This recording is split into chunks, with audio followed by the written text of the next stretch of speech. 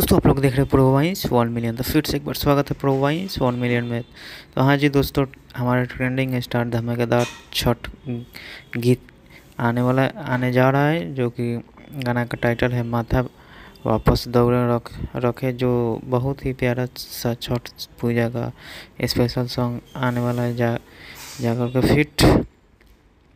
Fit आप लोग सपना चौधरी के देख सकते हैं आप लोग। और खेसारी लाल यादव जी का एक नया आया था, जब माथा पर टीका कर ले लूँ, इसी गाने के ट्रैक पे यह गाना आने जा रहा है, माथा पर दौरा रखेले, जो बहुत ही बेहतरीन छठ पूजा